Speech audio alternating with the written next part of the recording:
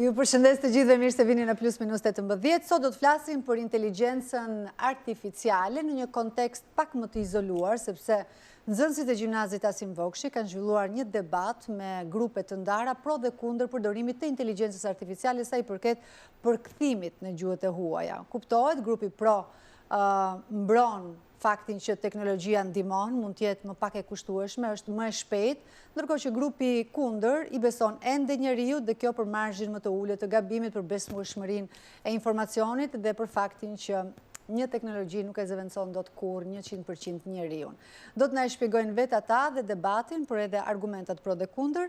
I prezantoj menjëherë me shumë kënaqësi Emanuel Murati, mirë se erdhe. Faleminderit që je në program. Emilia Çibuku, Emilia, mirë se erdhe. Dhe Dionis Palaj, mirë se erdhe, Dionis. Faleminderit, mirë se u gjatë. Tani, për të sqaruar dhe pak publikun, Emanuel, ti je? Atëherë ne jemi kundër përdorimit të teknologjisë dhe pro njeriut. Gjithashtu, kundër AI-t dhe pro njeriut. Dhe unë jam pro AI-t dhe kundër njeriut. Mendoj tani s'është ti e para, me që je edhe në minorancë. Si fillim, do thoja që kjo buja e madhe që i është bërë AI-t ka qenë një nga gjërat më të mira që mund të ketë bërë njeriu deri më sot. Ka hapur shumë dyer që ne nuk e dinim që mund t'i kishim si opsione. Është zhvilluar jashtëmase. Po buja apo benefiti që i jep teknologjia në mënyrë të buja e madhe që i ka ardhur mbas vitit 2022 që u bë ChatGPT-a, u bën këto aplikacionet e tjera me inteligjencë artificiale dhe pra benefitet janë shumë gjë e rëndësishme. Do thoja që për të mbrojtur kauzën time, për të përdorur inteligjencën artificiale. Ti beson vërtet këtë apo jo, Emily? Nuk është se e ke në kuadër debati, sepse në shkollë duhet kishte grupe pro dhe kundër, por ti vetë e beson këtë? E besoj deri diku, por gjithmonë do jem me mendimin që si njeriu nuk ka. Por e besoj deri diku. Ka dhe benefitet e saj. Një bashkëtesë mes të dyve. Po. Por për hir të bashkëbisedimit sot, po, mund t'i parashtrosh gjithë argumentat e teknologjisë në një farë mënyre si nuk e di për zëvendësim tani të njeriut, por që ka benefite, kjo është e dukshme, por ka dhe abuzime, ka edhe gabime, apo jo? Disa nga benefitet që sillen në përkthim janë kostot që janë shumë të ulta se sa mund të kesh një njeri të punësuar, e zëmse. Është disponueshmëria 24 orë, është shpejtësia, është dhe se sa gjuhë mund të përmbaj ai. Një njeri nuk mund të di 20 gjuhë të huaja, për shembull. Ti ke të di rrjedhshëm dhe ti di me rrënjë, me themel. Kurse një inteligjencë artificiale mund të di me mira gjuhë të huaja, mos të themi të gjitha. Dhe kjo sjell shumë benefite në një vend pune, në një shkollë, në një ambient diplomatik ku mund të duhen përkthyesa të tip të shumë llojesh. Kështu që e zgjidh me teknologji se sa e kuptoj, sa të marrësh 4-5 përkthyes për gjuhë të ndryshme ose një që di 3-4, tek njëra do çdoj. Emanuel, pse je kundër? Atëherë, unë nuk jam kundër vetëm për hir të debatit që bë në shkollë. Unë jam kundër sepse... E beson? E besoj, realisht. Arsyeja pse, domethënë, është pikërisht për faktin që AI nuk ka kurse si asnjë lloj ngjyrimi emocional. Nuk arrin të kuptoj emocionet humane.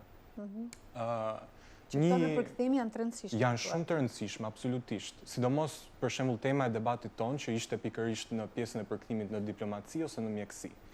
Për sa i përket pjesës së përkthimit në diplomaci, kohët e fundit kemi parë që takimet diplomatike bën me një farë ngjyrimi emocional shumë më shumë nga 10 vitet e kaluara, do të thoja. Dhe për mendimin tim, jo vetëm për mendimin tim, por është një fakt që inteligjenca artificiale nuk arrin që ta përkthej këtë pjesën e ngjyrimit emocional ashtu siç duhet. Dhe këtu mund të lindin gjithë keqkuptimet, gjithë problemet të cilat mund shkatrojnë edhe kombe, normalisht. Po pak le të themi me një përqindje të caktuar, ti e kupton që ose e beson që edhe teknologjia duhet? Absolutisht. Unë jam i mendimit që tashmë teknologjia është një pjesë thelbësore e jetës tonë, sidomos inteligjenca artificiale. Tashmë është implementuar kudo, e kemi edhe në aplikacionet të cilat, le të marrim shembull, e kemi edhe te galeria e telefonave tonë. Edhe është kudo, nuk kemi, domethënë, shpëtim nga AI, do të thoja unë. Por fakti akoma qëndron që përdorimi i AI-t duhet jetë sa më etik. Normalisht, diçka që ka kaq shumë mundësi, që të jep literalisht mundësi të pafundme, të hap edhe shumë rrugë për ta keq përdorur në mënyrë më të thjeshtë se sa diçka që është pak më e vështirë për ta aksesuar. Kuptoj, nuk do shumë hapa në fakt edhe për ta abuzuar kjo pjesë. Dionis, çfarë ka përkthyesi human që inteligjenca artificiale nuk e jep dot kurrë? Atëherë, siç e tha dhe Emanueli, duke qenë se në debatin që zhvilluam në shkollë ishim në tjetër skuadër, ishim kundra AI-t, paka shumë do të sekja të njëjtat terma, ngjyrimi emocional, që njeriu arrin të kuptojë në çfarë kontekst janë thënë shumë gjëra në një përkthim, AI nuk mund t'i kuptojë këto dhe nuk mund t'i përkthejë njësoj. Po gjithashtu qofse konteksti kulturor, të gjitha, që është i rëndësishëm. që në rastet e diplomacisë janë shtuar sepse takimet e diplomacisë nuk bëhen më si më para që ishin aq formale sa nuk ishte më ku të shkonte. Tani përdoret shumë shakaja, batuta, të cilat nëse përkthehen gabim, mund të hapin shumë probleme. Dhe kur bëhet llaf për dy kombe, Inteligjenca artificiale nuk e kupton humorin, po, nuk e kupton. as batutën. Gjithsesi Deri edhe diku. pse ka zhvillime që ka arritur në një pikë shumë të lartë zhvillimi i inteligjencës artificiale, prap është një eksperiencë mijëra vjeçare e njeriut, është ajo që i është pasuar për të bërë të kuptojë gjëra të ndryshme, gjë që inteligjenca artificiale nuk mund t'i bëjë. Gjithashtu, nëse e vëmë në diskutim ekzistencën e përkthyesit në këtë rast, duhet i marrësh të gjitha me radhë, sepse duhet mendosh pak më kritikisht dhe të mendosh pak më lart, ta shikosh situatën nga lart. Dhe nëse vihet në rrezik ekzistenca e përkthyesit, ashtu vjen në rrezik dhe shumë profesione të tjera mbas përkthyesit. Dhe në botën që jetojmë, shumica e njerëzve janë konsumator. Dhe unë nuk besoj se elitës ose njerëzve të lartë ju interesojnë që mos të ketë më një klasë konsumatore, sepse ajo që e mban botën të shtyhet. Emili, ti mendon që inteligjenca artificiale e kupton batutën, mund t'i afrohet njeriut, pra edhe në ngjyra, edhe në nuanca, edhe në këto pjesët që ne mendojmë që s'mund të vi kurrë, por nuk i dihet se me mënyrën si po zhvillohet, gati është e frikshme, sa që njerëzit sot për shembull me ChatGPT kanë zhvilluar emocione, marrëdhënie emocionale, e ndjejnë shok, e ndjejnë shoqe, e ndjejnë konsulente, psikologe, bëjnë terapi, dhe madje interesante që vajza ime 7 vjeç për kureshtje i bën pyetje ChatGPT-s dhe një ditë më tha që unë mami ChatGPT-n e kam shumë gjanë. Nuk e shpjegonte dot ndryshe, po që fakti që ishte drejtuar disa herë dhe që bënin biseda, pra kishte krijuar një kontekst emocional të inteligjencës artificiale. Duke parë se sa shumë ka avancuar ChatGPT-ja, edhe këto rrjetet e tjera që përdorin inteligjencën artificiale, duke i marrë nga viti 2022, ku është hapur në fillim, që ka pasur atë famën më të hershme që njerëzit nuk dinin shumë mirë se ta përdornin, e përdornin më shumë për ese, për gjëra, studime, shkolle. Duke parë ritmin e saj të zhvillimit deri më sot, jam shumë e sigurt që në vitet në vijim do të ketë një zhvillim akoma më të madh dhe do mund edhe të fillojë të krijojë ndjenja reale siç e ka një njeri. Ne kemi parë edhe nuk kemi vetëm më gjëra nga ekrani, kemi pashtu edhe robota, në vendet e tjera si Amerika apo Kina, janë shumë të përhapura këto. Nuk janë vetëm të ndryshme. Po, në shërbime të ndryshme. Janë të futura edhe në punë, janë të implementuar edhe në jetën tonë të përditshme. Kështu që Tani, për mënyrën si funksionon sot, përkthimi nuk është vetëm gjuhë, apo jo? Po. Ti personalisht si do ta bëje zgjedhjen nëse do ishte në dorën tënde? do përdori inteligjencë artificiale apo një njeri në përkthimin e një gjëje, qoftë simultan, qoftë, nuk e di, një roman, qoftë? Duke që në shkollë tani,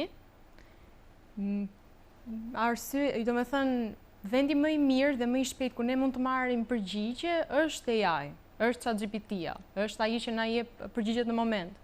Unë nuk do të kisha të njëjtin rezultat në qoftë se më duhet në moment tani të përkthej diçka ose një libër, një tekst. Nuk do kisha të njëjtin rezultat në qoftë se do të prisja të shkroja tek një përkthyes ose tek një zyrë që është tek ajo lënë. Ta gjeta merren telefon, jo mos ka punë, jo mos nuk e di këtë fjalë, duhet të konsultohet me një njeri tjetër. Kurse inteligjenca artificiale në database-ën e saj futet kërkon dhe të jep përgjigje në kohë reale. A keni besim juve tek inteligjenca artificiale? Unë për shembull patjetër që e përdor dhe mendoj që po të dish ta përdorësh edhe të dish kufijtë e saj dhe do pak edhe ajo punë një lloj inteligjence se si ta përdorësh, mendoj se është gjë e mirë. Megjithatë, unë kam një skepticizëm konstant ndaj informacionit që më jep për shembull ChatGPT-ja. Nuk i besoj dot 100%. As 80, absolutisht. Tani, çështja është se ChatGPT-ja shumicën prej informacioneve që na jep, sidomos nëse ti kërkon për shembull një studim apo ku di unë diçka që ka nevojë për referenca. Po ti përshtish një pyetje, më fal, ku e ke referencën për këtë informacion që më jep? Nuk ta jep. Janë të gjitha të fabrikuara.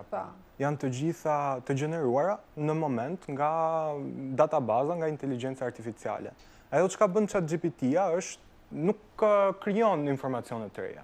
Ajo thjesht ka as mendim, as analizë. Ajo thjesht ka akses në çdo informacion që është publikuar ndonjëherë në internet dhe arrin që ta filtrojnë në mënyrë aq të bukur sa që ty t'jep diçka totalisht unike.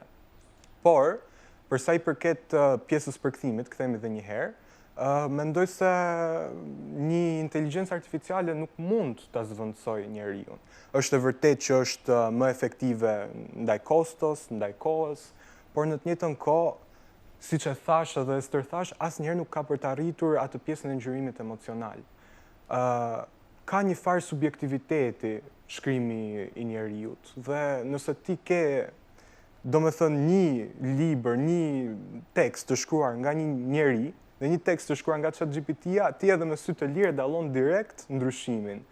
Edhe mund të themi që i mungon emocioni, i mungon koherenca, do të thoja unë. Para disa ditësh po shikoja një eksperiment që kishin bërë një dy influencera të huaja. Kishin bërë, domethënë, një skript për një bashkëbisedim të vogël me ChatGPT. Edhe këta po e aktronin fiks ashtu siç ju kishte thënë ChatGPT-ja. Edhe në çdo fjali të mundshme ishte absurde, do të thoja unë, ishte totalisht teatri absurdit, sepse në çdo fjali të mundshme, në çdo skenë të mundshme kishte lidhur diçka me ujin. Do me thënë, ai po pinte ujë dhe e hodhi, i ndoli ujë nga hundët. Pastaj, ajo po... Qërë ishte subjekti, se për e kuriose tani?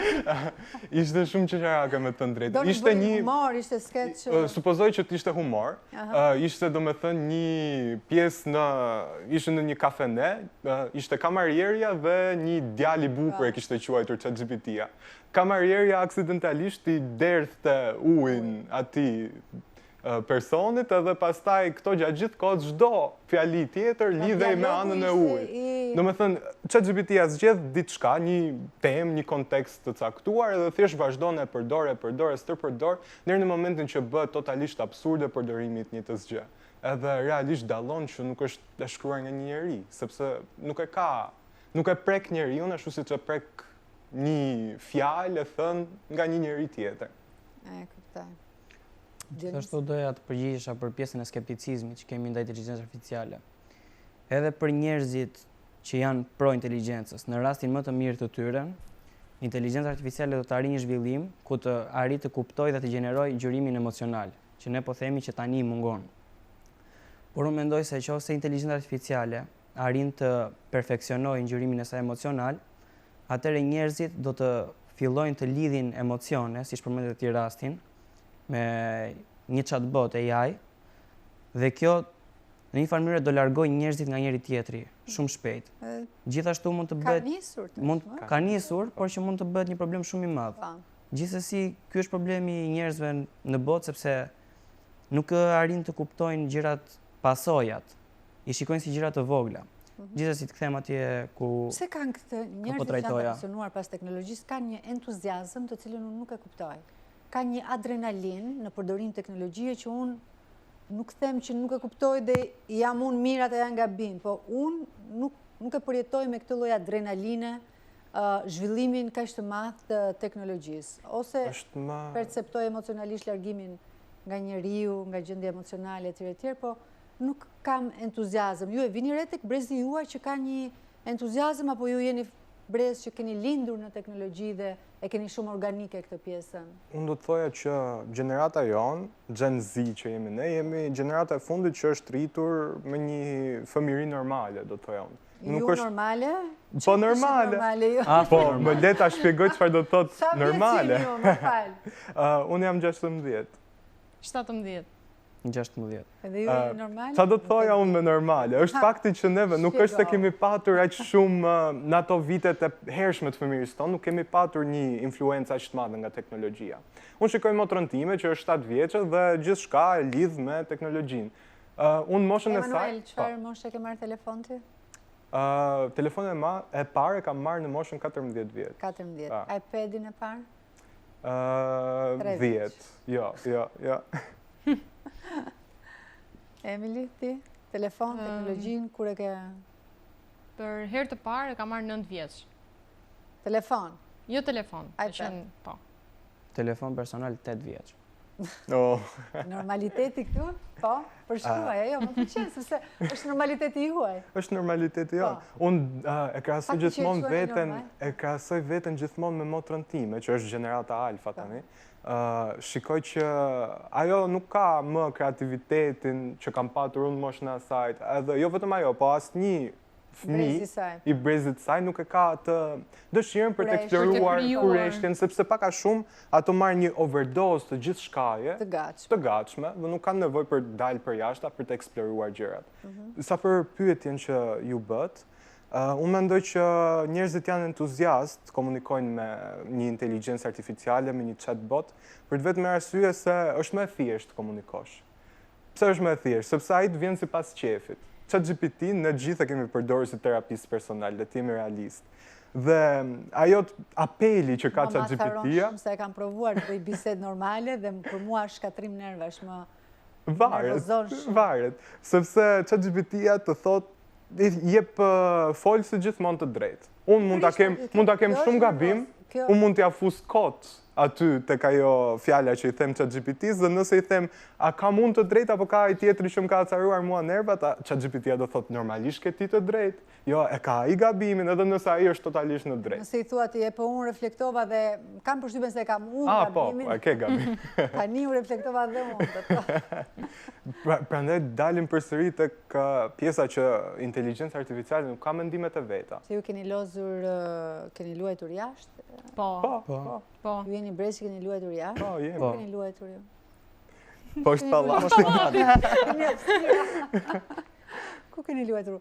Unë vërtet në këtë moment nuk po jap asnjë lloj detaj se si jam rritur unë, sepse pastaj do mendoni që nuk e di në çfarë epoke do mbendosni, në epokën e gujit. Dionis, se ta ndërprem 2 herë fjalën. Po. Desha të shpresha që nëse normalizohet pjesa e lidhjes emocionale midis njeriut edhe AI-t, atëherë AI mund të bëhet një vegël shumë e lehtë për të përdorur për të shpërndarë informacion jo real dhe për të drejtuar një tuftë të madhe njerëzish për të besuar diçka që nuk është e vërtetë. Pse? Kjo ndodh sepse ne gjejmë informacionin e gatshëm te AI, e marrim dhe e përdorim direkt pa e menduar 2 herë është i saktë apo jo. Neve na mungon mendimi kritik rreth atij informacioni që marrim. Nuk e lexojmë 2 herë. Themi na i dha ChatGPT-ja është i vërtetë. E ka thënë Perëndia. Dhe mund të përdoret nga njerëz të ndryshëm si vegël për të shpërndarë informacionin jo të vërtetë. Dhe ti si njeri nga që je mësuar... Po ndodh Dionis, Po pra, je mësuar që është diçka e vërtet, është diçka një informacion reliable, të them në anglisht. Atëherë ty do të normalizohet kjo gjë dhe çdo gjë që do lexosh nga AI, ti do jesh okay me atë. Dhe nuk do kesh me atë aftësinë për ta menduar 2 herë diçka dhe për të dhënë mendimin tënd, për ta analizuar ti vetë. Dhe kjo nuk të fik shumë gjëra ty si njeri. Nuk të lë të perceptosh me gjëra siç i ke perceptuar më parë. Dhe ajo ndodh avash avash.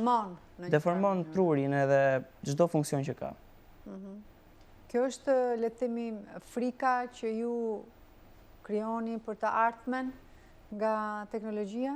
Është fakti që, siç po e shohim, inteligjenca artificiale mund të arrijë një pikë, ndoshta mund të jetë pas shumë vitesh ose mund të jetë edhe shumë shpejt, më shpejt se nga që kemi imagjinuar, mund të arrijë një pikë ku mund ta zëvendësojë njeriu në shumë vende të ndryshme.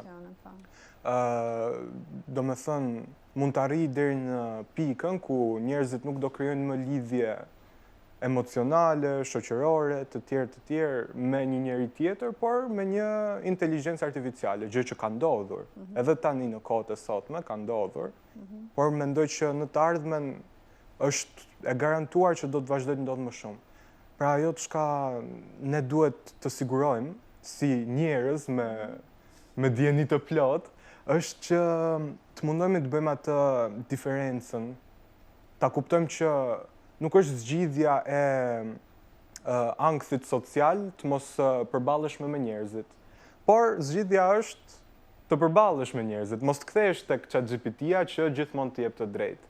Kishim tek paneli kundër. Se kur ajo se... Po. Shpesher ajo frika nuk është se përballen me tjerët, por frika është se përballen me veten. Mënyra si ne reagojmë me të tjerët është përballje me veten, nuk është përballje me tjerët. Edhe dembelizmi, fakti që marrin çdo gjë të gatshme, krijon edhe një lloj komforti. Apatie mendore, fizike, duan të rinë sa më shumë në shtëpi, duan të shohin gjëra të gatshme. Krijon një lloj agorafobie që ti nuk do të dalësh më jashtë dhe të takosh njerëz, të krijosh eksperienca të reja.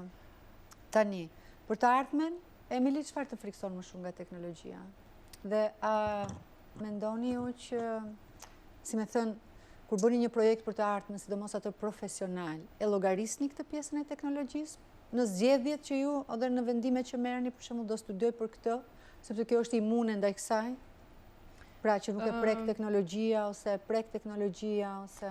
Po, me thënë të drejtën e kam menduar, dhe unë që dua të vazhdoj për psikologji, është diçka që ndoshta ChatGPT-ja nuk do të arrijë dot kurrë, sepse nuk do arrijë dot të ketë të tillë. Edhe mund të arrijë, por mundi duhet shumë kohë, mundi duhet shumë prova, shumë teste, shumë gabime për të përmirësuar, sepse ChatGPT-ja funksionon nga problemet që ne i sjellim asaj. Ajo çfarë i sjellim ne përpunon, shef çfarë duhet të bëjmë më mirë dhe ashtu... Ajo nuk arrin të identifikojë nëse ti nuk jep asgjë, siç mund të ndodhë në rastin e psikologut që një shkëndi, shpërthim, shikim, heshtje të reqi, aktivitet apo agresivitet, lexohet dhe ka, shpjegohet pra në shkencën e psikologjisë, e shpjegon sakt shkenca, kurse ChatGPT-ja çfarë do thotë? Nuk do të shohi dot, nuk do të lexojë dot gjuhën e trupit, nuk do të di dot ato gjërat më minimale si një pulsim i syrit, lëvizja e këmbës, duar që të dridhen. Kjo është diçka që vetëm një njeri mund ta bëjë këtë. Po njerëzit nga ana tjetër duket sikur e përqafojnë me kollaj. Pra, ti e mendon këtë nga ana profesionale dhe thua se vërtet, po ti mund të jesh në shërbim të një pakice shumë të vogël. Unë mendoj se kjo... Dhe mazhoranca, kjo lloja, ChatGPT-n më qetëson, vjen mirë, se paguaj unë kaq lek për një seancë me psikologun, ndërkohë që e kam gratis këtë, se njeriu mendon dhe kështu, ju e dini shumë mirë. Unë mendoj që kjo lloj e shpërdorimit të ChatGPT-s vjen nga njerëz që nuk e bëjnë dot dallimin dhe diferencën. Apo keq përdorimi? Keq përdorimi. Që nuk e bëjnë dot diferencën mes reales dhe fantazisë. Nuk e shtyjnë dot veten për të qenë jashtë zonës së tyre të komfortit. Nuk janë njerëz me aq inteligjencë të lartë sa për të mos u mashtruar nga ajo se çfarë ChatGPT-ja të sjell. Duhet të kesh shumë inteligjencë të lartë që ta dish ta bësh diferencën mes asaj reales dhe mes diçkaje që ndoshta kesh një sistem të menduar. Duhet të kesh një sistem sa më të rregull dhe të kesh inteligjencë emocionale dhe atë mendore. E thënë drejtën të vësh në dyshim diçka. Është kaq bazike sa edhe s'ka nevojë për inteligjencë shumë të madhe, por mua më duket si një mashtrim turmash edhe një gënjeshtër kolektive kjo që i ndodh, sidomos me ChatGPT-n, dhe fakti që krijojnë miqësi, qetësohen, sikur besojnë duan të besojnë në gënjeshtër. Më duket kjo pjesa e lidhjes sepse ajo ju jep komfort emocionale. Njeriu është i gatshëm të bëjë çdo gjë. Marrim rastin e trurit. Truri funksionon në dopamin dhe ato që japin dopamin trurit është më i prirur që ti ripërsëris, njësoj si droga.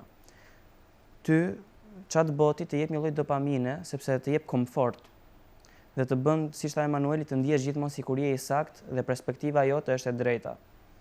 Është një proverb që thotë grada më e keqe e verbërisë është të mendosh se perspektiva jote është e vetmja e saktë. Dhe ChatGPT-ja ta jep këtë. Dhe njerëzit ndihen aq mirë saqë nuk e çojnë fare në mendje të mendojnë një perspektivë tjetër, sepse e shikojnë atë të tyren si vetëm të saktën. Të vetme dhe nuk e shtyn veten për të hapur eksperiencat e reja dhe për të parë se si një njeri tjetër e mendon këtë. Ky është hapi i parë dhe thelbësor i gabuar që ata besojnë. Ti, Dionis, ke frikë për të ardhmen? Do me thënë, edhe ti mendon, përsa i përket profesionis, unë mendoj që edhe pak edhe do mendoni për drejtimin që do merrni profesional. E lidhni me teknologjinë, është kjo pjesë një lloj shqetësimi ose dhe avantazhi, se mund të zgjedhësh një deg që... Siç e përmenda, unë gjithmonë i shkoj gjërat pak më lart siç duhet. Dhe unë nuk e shkoj vetëm te profesioni im. Unë e shkoj te njerëzimi në përgjithësi. Është ligji i natyrës. Po duhet të mendosh edhe pak... Okej, po mundem të arsyetoj dhe të analizoj se si mund të zhvillohet në të ardhmen. Është ligji i natyrës që thotë se specia më e epërme, më e sipërme, që është më efikase në çdo gjë, zakonisht mbijeton dhe e zhduk atë që është më jo efikase. Dhe njeriu në këtë rast është në rrezik, sepse ne po japim aq shumë informacion dhe aq shumë kontekst, saqë pa frikë ChatGPT-ja, chatbotet në përgjithësi AI, na din neve çdo pikë të dobët si njerëz. Dhe njeriu, një informacion që mund ta marrë për një vit, inteligjenca artificiale arrin ta riprogramoj veten dhe të marrë të njëjtin nivel informacioni, sikur ti ke studiuar 24 orë në ditë, ajo e merr për 7 sekonda. Sepse është diçka që e riprogramon dhe e përmirëson veten e saj. Nuk ka nevojë për dikë që ta ndezi ose ta fiki. Databaza është e njeriut, programimi, por ajo nuk ka arritur në një pikë që edhe nuk mund të fiket. Bën diferencën ajo. Shpejtësia me cilën e jep, se ajo databazë, teknologjia nuk gjeneron vetë, kështu që... Ajo ka agent, për shembull OpenAI, që ka ChatGPT-n. OpenAI krijon agent, të cilët janë versione të reja, dhe agenti 1, agentin 2 e riprogramon vetë. Nuk kam nevojë, është krijuar agenti 1 dhe nuk kam nevojë për një person për të programuar agentin 2, sepse ajo në bazë të gjithë informacionit që merr, arrin të riprogramoj veten. Dhe në një farë mënyrë nuk ka më ndalim. E përdorni në shkollë ChatGPT-n për detyra, për kthime? E përdorni? E përdorni. E shat deri tani dhe... Shiko, përdorimi i... Mendova se do thoshe jo, s'ka besim. E përdorim, duhet të jemi të sinqert. Përdorimi i inteligjencës artificiale, siç e thash edhe në fillim, është i pashmangshëm. Por sfida jon është që neve të arrijmë ta përdorim atë në një mënyrë etike. Gjithçka, nëse shpërdorohet, nëse përdoret një mënyrë që është në një mënyrë abuzive, normalisht që të jep më shumë dëme se sa gjëra të mira. Ku e ke etikën, kufit, cilët janë? Atëherë, kufit janë pikërisht kur le të marrim një shembull konkret, ti ke për të bërë një projekt shumë të rëndësishëm që ka 50% notës tënde, ke për ta bërë dhe ti zgjedh rrugën më të thjeshtë që është përdorësh AI. Unë jam i mendimit që ti mund ta përdorësh AI-n për të marrur informacionet bazë, ndoshta për ta redaktuar, facilitet, le të themi edhe strukturor, për ta strukturuar mirë projektin tënd, por ama ti duhet jesh ai i cili e bën punën. kontentin. Ti duhet t'jesh ai i cili bën kontentin, ti duhet t'jesh ai që e ke mësuar si ta prezantosh sepse e ke bërë realisht vetë. Është shumë komplekse do thoja unë dhe nuk normalisht që konteksti etikës nuk është vetëm në këtë përdërim që thash unë, por realisht duhet kemi kujdes. Duhet kemi kujdes sepse e thash dhe më parë, është shumë kollaj për ta keq përdorur. Emili, ti e përdor? Po, e përdor. E përdor. Po ti e përdor pa kufi? Jo. Me që je pro... Ka dhe kufi. Të gjitha gjërat kanë kufi. E kuptoj. Dionis, ti e përdor? Gjithashtu e përdor. Dionis. Te këty e prisja që thoje jo. Sepse fjalimi që mbajt... E përdor për gjëra esenciale pa u munduar për t'i dhënë shumë kontekst. Dhe me etik, pra si... Po. Megjithatë, mendoni që le të themi në momentin që ti vendos e njeh çfarë është teknologjia, okej, bën ato eksperimentet dhe pastaj nisë dhe vendos ato kufit që ti mendon që me teknologji bëhen, me ChatGPT mund ta përdorësh ose s'mund ta përdorësh deri ku dhe si. Biseda emocionale, konsulta, pyetje të tipit ChatGPT, çfarë mendon ti për mua? Se kam dëgjuar që i bëjnë dhe një pyetje. ChatGPT, ti çfarë mendon për mua? A të dukem unë tërheqëse, apo a të dukem unë i bukur? A kam unë sukses me vajzat, apo jam atraktive tek meshkujt? Çfarë ka që s'shkon me mua? I bëni... Pse po qesh? Unë personalisht e kam Të bërë. betojmë, e ke bërë? E kam bërë. E shikon, e dia. Po, ta më përgo pak eksperiencë. Eksperiencë. Pse e bërë si fillim? Pse e bëra? Dhe pyetje që i ke bërë, se unë tha shumë, i cilën e ke bërë. Ishte kurioziteti, në fakt për të parë qa note do më vendoste mua ChatGPT-ja me këto, nga pamja jashtë, normalisht. Çfarë note do më vendoste duke u bazuar të këto standardet e bukurisë që kemi në sot. Edhe më ka dhënë... Ajo të tatje, mashkulli më hot që ekziston në Tiranë. Jo, shiko, unë i dhash një prompt tjetër, i thash, lutem, ji sa më i sinqert. Edhe kur i thua që t'jeti sinqert, ChatGPT-ja normalisht do t'a dëgjoj fjalën. Edhe më ka dhënë një paragraf që po të them 20 minuta tëra kam lexuar, dokumentar. Edhe më ka analizuar çdo gjë të mundshme, jo vetëm për fytyrën, por thoshte bazuar në komunikime, biseda që ne kemi bërë së bashku, ti e ke problemin tek mënyra se si paraqitesh në të folur me njerëzit, më shumë se nga pamja. Në ç'kuptim? Në kuptimin që duhet t'jesh më open-minded, më carefree, se dizi ta them në shqip. Më i çlirët, më i çlirët, duhet t'kesh më shumë konfidencë. Po. Edhe realisht, nëse... Ishte e gjete veten? Deri diku po, sepse ma bëri qefin, më tha për pamjen e shumë i mirë, tha. Por... Për këtë kështë nevojë ti, jo? Po, realisht nga një herë ke vetëm nevojë që të dëgjosh diçka që të thot, po, ti e di, ti e bën. Mendove që sa i pasigur duhet t'jem unë, që të pyes ChatGPT-n, duke pas pasur përpara, se sa e bukur jam unë. Se mendove këtë, nuk ndjeve pak keq. Unë më shumë e bëra për kuriozitet, si që tash. Po që përgjigja që mora më pëlqe. Edhe realisht më ka ndihmuar një çik për konfidencën. Kur më ka thënë ChatGPT-ja që jam e bukur, i ka parë gjithë njerëzit e botës. Imagjinot që të thotë Emilia. Emili, ti na trego tani sinqerisht se unë nuk është se kam përdorur për diçka kaq të thellë personale, për një analizë kaq të thellë të personalitetit ose të a nuk zbukurohemi neve çdo ditë pikërisht për të qenë sa më të paraqitshëm, për të kemi një kujdes, pra 7 hapa skincare. Unë mendoj se më del pasqyre që kam përballë, dhe më dalin njerëzit që kam rreth e rrotull. Asnjë bisedë emocionale s'ke bërë me ChatGPT-n? Jo, me thënë drejtë. Emocionale, pra në një farë mënyre ta pyesësh edhe për një fenomen. Ta pyesësh për një, nuk e di, një ndodhi, për të kuptuar kur ti ke një lloj paqartësie në raport me një ngjarje që ka ndodhur, me një bisedë që ke bërë, me një konflikt. Jo, edhe pse mund të duket shumë absurde, nuk më ka ndodhur ndonjëherë që ta pyes përveç se kuptimin e një fjale, për një ushtrim, për një përkthim të diçkaje. Kaq. ChatGPT-ja ka të pjesën e objektivitetit. Se unë e bëra për eksperiment këtë pjesën, që i bëra ca pyetje të tilla. Edhe unë po. Nga që dëgjoja që shumë njerëz po e bënin këtë gjë, dhe thash po e bëj dhe unë, edhe u zura me ChatGPT. U zura në kuptimin e vërtet dhe thash, zotë si mund t'jesh, nuk duhet ta bëja se eksperimentin, sepse për mua ishte too much. Ta caroj nerva. Shumë, ishte e pa mundur. Dhe gabuar, nuk edhe në opinionin që t'jep. Megjithatë, ju jeni 16 vjeç me kohën.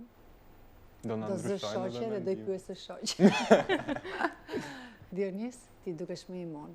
Nuk se kam përdorur ndonjëherë për si thash, nuk dua të jap shumë kontekst rreth vetes time. E përdor për gjëra esenciale të vogla, për ndonjë informacion që më duhet. Po kur ke një pasiguri, se gjithë kemi pasiguritë tona, ku ti drejtohesh ti? Kam plot njerëz afër që i mendoj si njerëz me eksperiencë për të drejtuar. Nuk kam nevojë për një chatbot. Ti nuk e pyet e chatin, a jam simpatika? Jo, absolutisht. Kuj më shumë. Cili është standardi? Jo. Jo, nuk ka standard. Është nëse ti arrin të jesh një person interesant dhe të krijosh botën tënde, në një farë mënyrë e krijon një lloj atraktiviteti të veçantë që se kanë të gjithë. Nëse të gjithë vemi dhe pyesim chatin, do na jap një bazë gjërash që duhet të bëjmë të gjithë dhe bëjmë gjithë njësoj. Aty s'ka më tërheqëse. Dëgjova. Po mirë tash. Unë e përdora se ChatGPT-ja ka pjesën objektive. Edhe që shumë gjenuiniteti që ti ke. Në moshën tuaj patjetër që për të arritur në përfundime duhet me se s'bën, unë mendoj rruga e vetëm është eksperienca, pra ti provoni gjërat. Kuptohet me një lloj etike, siç e tha me kufi, po që është shumë e mirë kur i provon, del në konkluzion, bën eksperiencën tënde. Shumë kënaqësi dhe ju falenderoj shumë për të biseduar tani pas një pauze të shkurtër me pjesën tjetër të grupit, ata që janë totalisht pro apo kundër. Pas pak.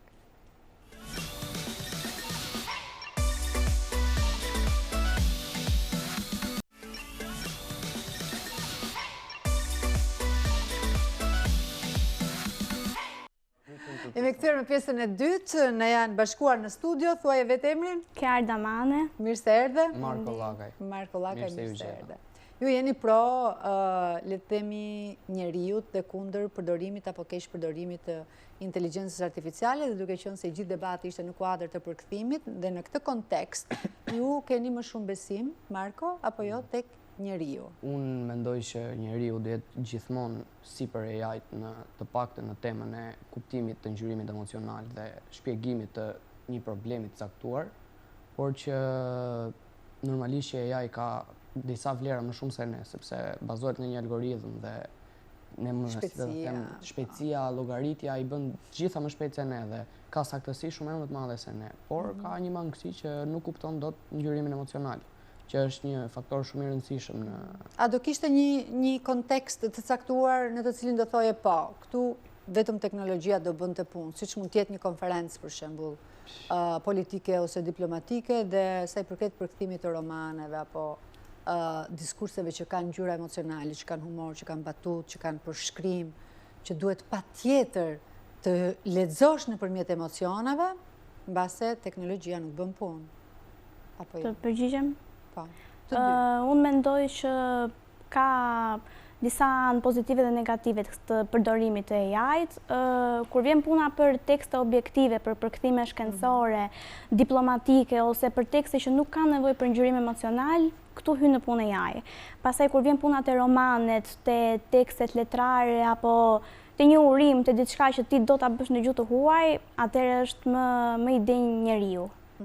Tani, qëllimi i gjithë debatit që ju organizua, se pas që kishit dhe bashkëpunime me universitetin, fakultetin e gjuhëve të huaja, po. Tjetër, apo vetëm kaq? Vetëm kaq. Dhe në një farë mënyrë në profesionin tuaj mbase kjo është një temë që shqetëson, apo jo? Që mos në një të ardhme ju si përkthyes apo si kontributor në shoqëri dilni jashtë loje. Kështu që në një farë mënyrë një shqetësim është, apo jo? Qëllimi kush ishte i organizimit të këtij debati?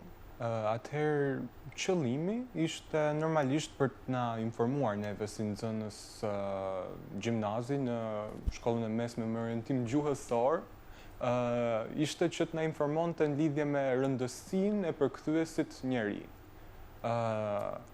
Duke qenë se shumica prej nxënësve tanë I vazhdojnë studimet tek Fakulteti i Gjuhëve të Huaja, studimet e larta dhe Është majorancë ato që i vazhdojnë janë shumë?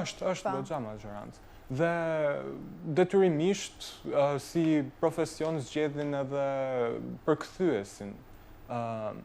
Dhe neve e kishim domethënë shumë të rëndësishme për të biseduar pikërisht në lidhje me këtë. Çfarë rëndësie ka një njeri, një përkthyes njeri në këtë fushë? A mund të zëvendësohet një njeri aq kollaj nga inteligjenca artificiale në këtë fushë? Dhe do të thoja që dolëm në konkluzionin që nuk mundet. Marko?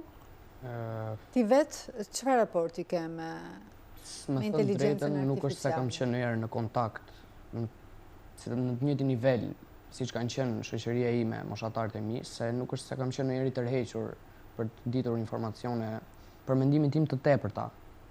Nuk ke dashur ti apo janë prindrit ata që të kanë orientuar? Jo, nuk kam dashur vetë. Prindi më ka thënë je i lirë të bësh, ta zgjedhësh vetë çfarë do bësh. Unë kam thënë që nuk kam interes për atë pjesë, nuk më sa kam kërkuar vetë ndonjëherë. Kam pas vende të tjera, burime të tjera që mund gjej, si të ta shpjegoj, qetësinë time, mi japin përgjigjet njerëzit, e kam edhe vetë ndihem më i sigurt kur përgjigjen e marr nga një person sesa nga një inteligjencë artificiale. Ti nuk ke përdorur asnjëherë as Google, as Jo, për ta përdorur normalisht ja kam përdorur, por për tema minimale, për çështje personale s'e kam përdorur ndonjëherë për në një detyrë të vogël, në një projekt, në një ese, në një gjëra themelore, jo shumë. ChatGPT-n për ese. Po, ChatGPT-n për ese. E si ishte rezultati? Shumë i keq. Shumë i keq. I keq sepse ta kuptuan që se ke bërë vetë apo cilësia? Përveç asaj ishte edhe cilësia që nuk ishte shumë, me sa më thanë mësuesit, nuk është si dalloj që nuk ishte e shkruar nga unë. Po ti pse e bëre këtë? Për si të ta them, për t'i lehtësuar vetes punë, mos ta hiqja qave shpejt. Në qartë. Kjo është faciliteti të çon direkt tek teknologjia. Pas ti rezultatit të dobët me ese, bëri një reflektim, pra nuk e përdor më, apo e përdor edhe... E përdor, po jo në të njëjtën shkallë që e kam pas përdor, domethënë, e përdor për situata më të vogla, më minimale. Për një pyetje të thjeshtë, një përgjigje po ose jo, thjesht për të marrë opinionin e AI-t. Kjarda, që ke dhe një emër shumë interesant. Unë mendoj që përdorimit e AI-t nuk i shmangesh dot, paktën unë në moshën time nuk e gjej dot një mundësi që t'i shmangem, por nuk mendoj që është gjithmonë zgjidhja perfekte. Unë mendoj që si AI, si njeriu nuk zëvendësohen dot totalisht nga njëra tjetra, po unë do thoja që e plotësojnë njëra tjetrën.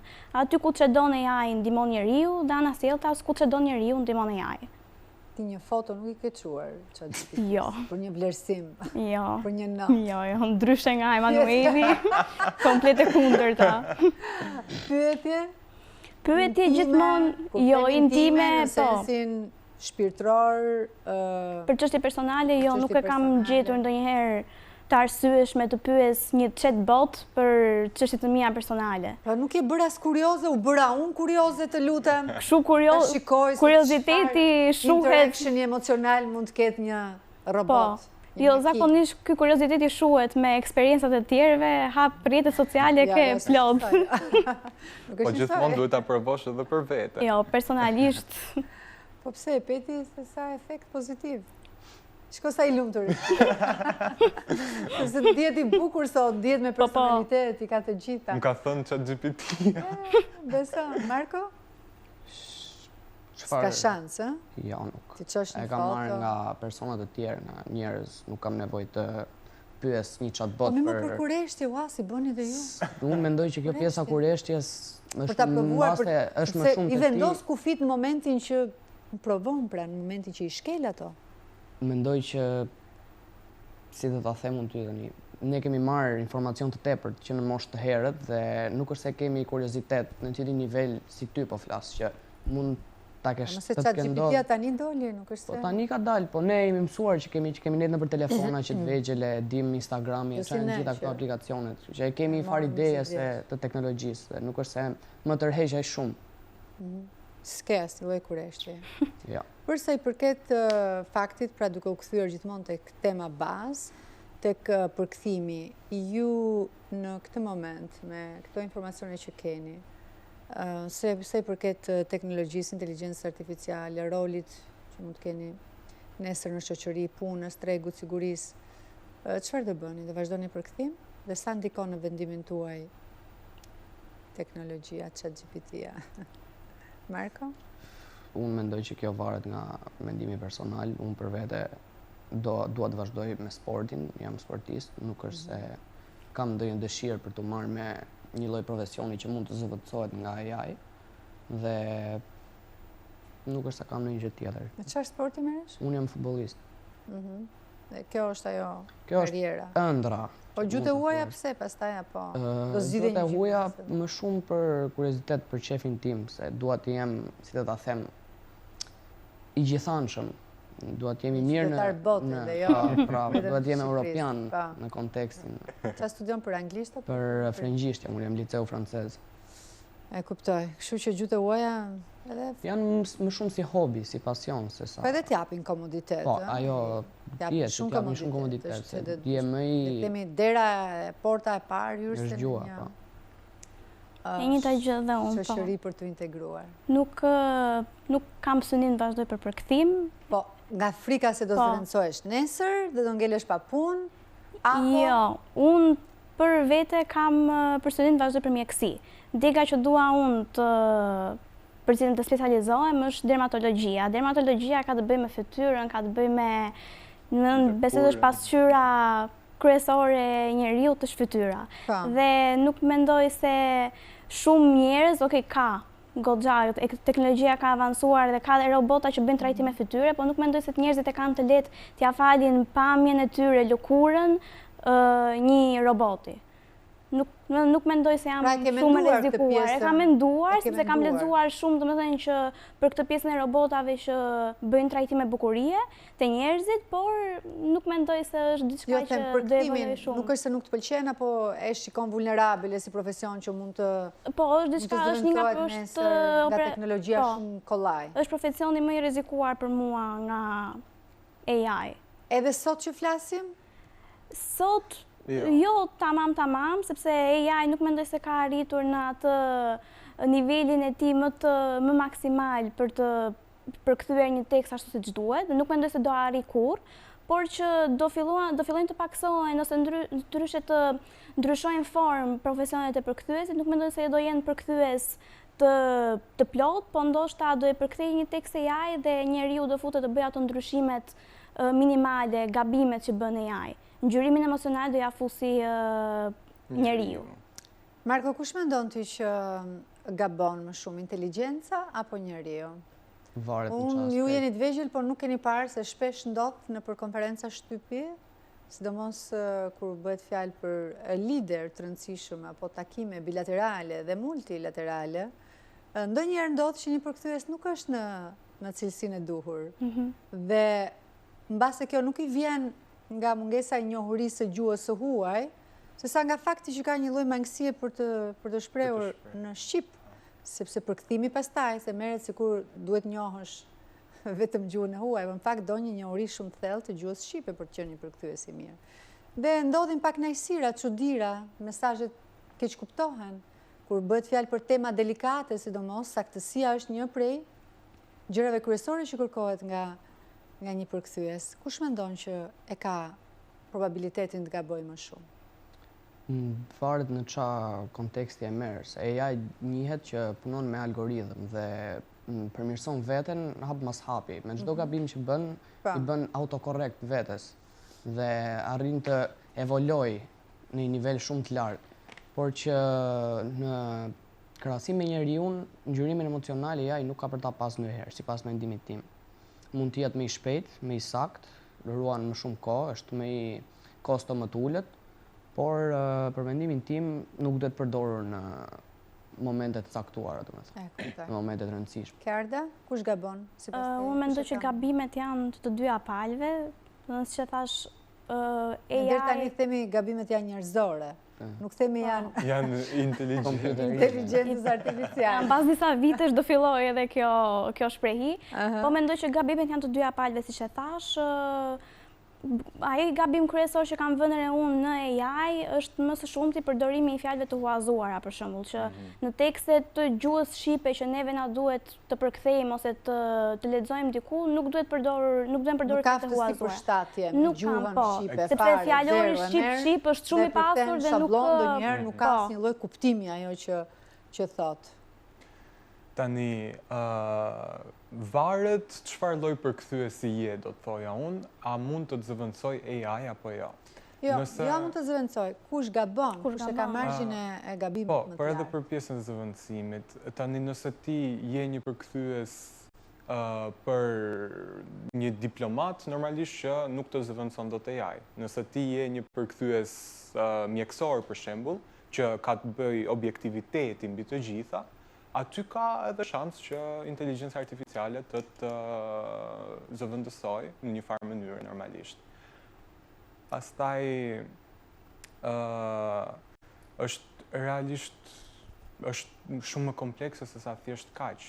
Neve e kemi thënë edhe stërthënë sot që duhet t'i shohim gjërat me atë syrin e etik.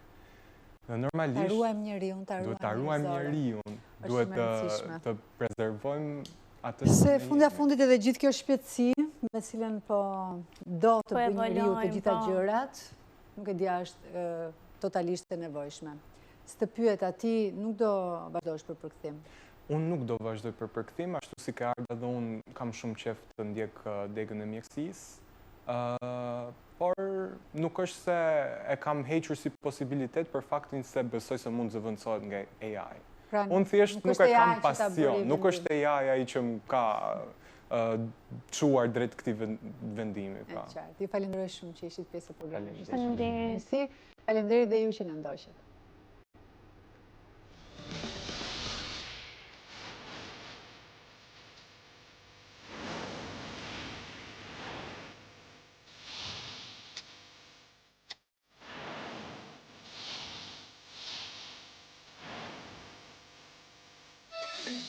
Thank you.